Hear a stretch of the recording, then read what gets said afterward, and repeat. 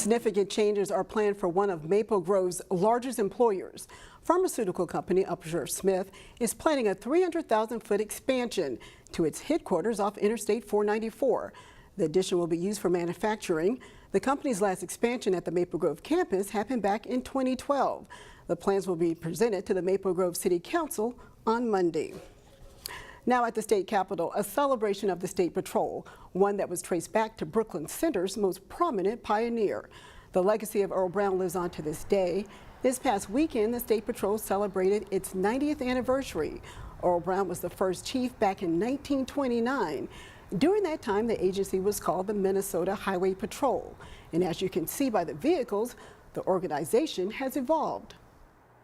We want to make sure that we're honoring the people before us, that we're able to give us the privilege to serve in this state and serve as troopers in this state. And it's interesting to see how we've progressed from what cars we were using until what we have now. People are hovering around the older vehicles because they're interesting to see, and they're nice vehicles. As the one behind me here, it's a beautiful car. It was a great car that we used as troopers, and it's just great to see how it's evolved over time. The lieutenant was referring to that 1979 Dodge St. Regis. Now, completing the Superior Hiking Trail is on many people's bucket list. Some students at Maranatha Christian Academy can now check off that accomplishment. The trail follows the ridgeline overlooking Lake Superior from Duluth to the Canadian border. Advisors from Maranatha's Adventures Club have led students on this trail, one leg at a time, for almost 20 years. The shoreline of Lake Superior is absolutely breathtaking. Waterfalls and pristine forest. It's cool, like when you're hiking and you're in like a birch forest, then all of a sudden you're walking along running water. But to take in this natural beauty, you're going to have to put in some hard work. I tell kids, if you come on my trip, you'll probably cry, and there will be several times on the trip when you don't like me. But I'm going to get you through. I'm going to help you accomplish this, and you will finish feeling like you've accomplished something. Tim Ford and Jody Thill are Adventures Club advisors. The goal is to have students hike from Duluth to Canada. Fun. It pushes me. They make the trek twice a year and break down the trail into sections. We are on our 4th round since 2006. Now it's up to 260 miles that we do from Martin Road in Duluth all the way to Canada. All year long, the intrepid bunch of students learn what they need to hike the rigorous trail. We teach them how to dress, how to put their socks on correctly, how to tie their shoes, what clothes to wear. It's not for the faint of heart. You don't want to talk about the trip? No. Too tired. The terrain is hilly. Up and down and up and down and up and down. And mud. The young hikers have to be prepared for anything because the weather can change on a dime. Woke up, it was pretty chilly, and then it was really hot. And now we have 6.7 miles left. The formidable trail can break your spirit. I had a few blisters. I love the view though. Or heal your soul. It's really fun, and I just like to be outdoors. That's just when I recognize God the most, I guess. The last part of the trip was the toughest. The group did about 17 miles in one day. Definitely hard. Like, it's really hard. It's really challenging on your self and your mind to push through the whole thing, but I think there's a lot of fun that you have and so many memories that you make on it. How many trips have you done? This is my 5th one.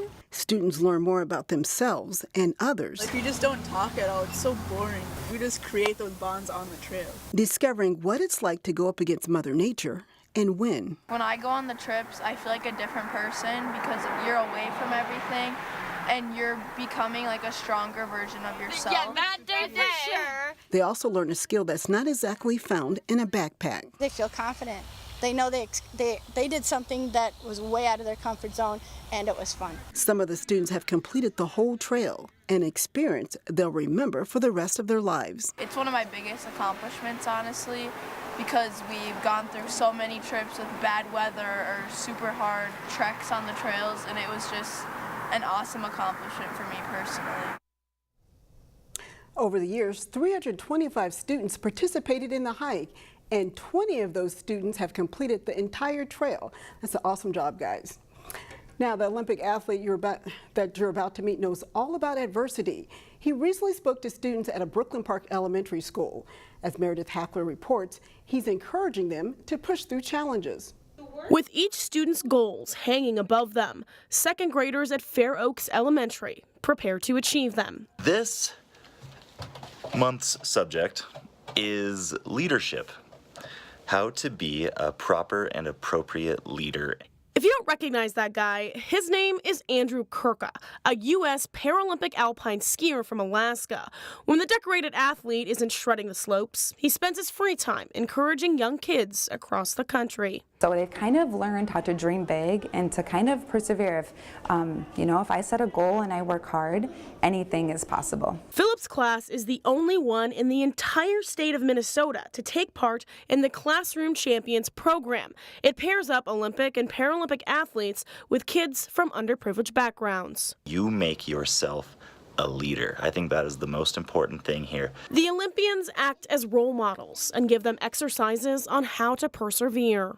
They've just really taken on a whole new kind of sense of themselves, and they've been able to just persevere and kind of relate a lot of things to what they've taught us. The exercises range from goal setting to helping those in need, which is something the class experienced firsthand. Pushing yourself to do something that you never tried before can be hard at first, but then you get better. And bettering themselves is what it's all about. I learned about persevering through hard things and diversity, that everybody's different. In Brooklyn Park, Meredith Hackler, CCX News.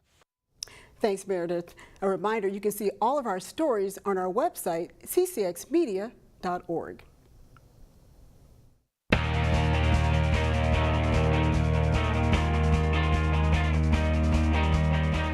Former Park Center High School and University of Iowa football standout Amani Hooker is beginning his NFL career.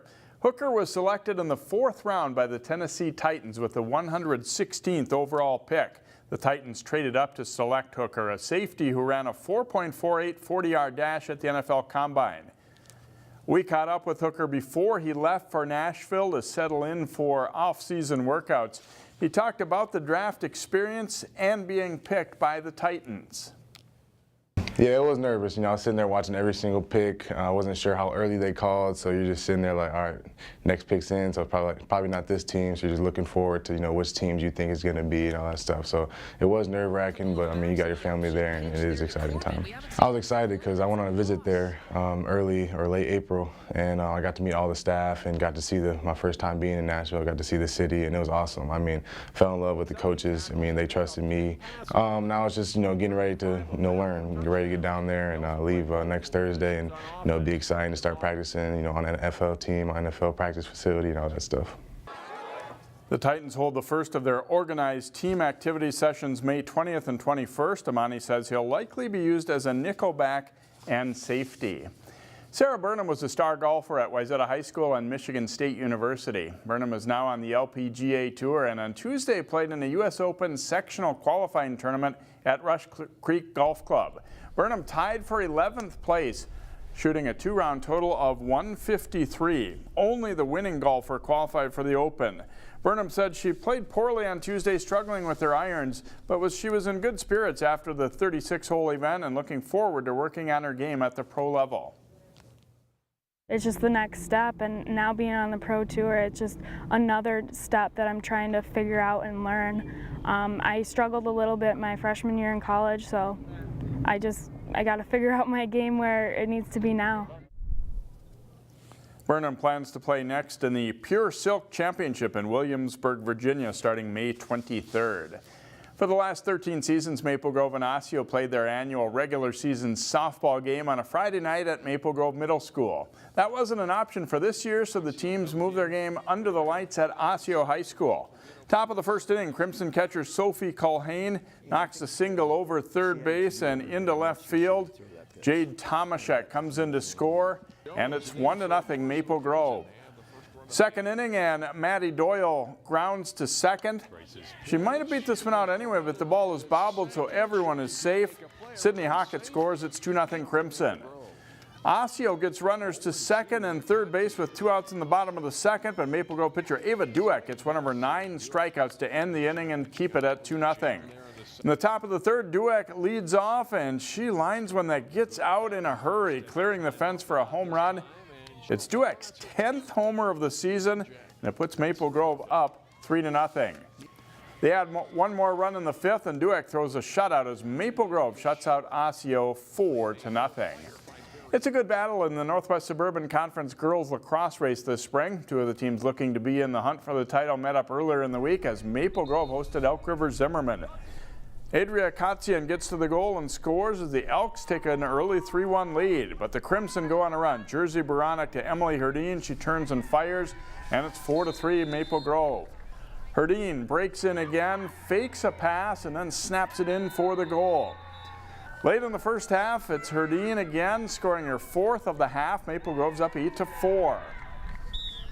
Second half, and Chloe Corbin from the free position. She finishes with the high shot for a 10-5 Maple Grove lead.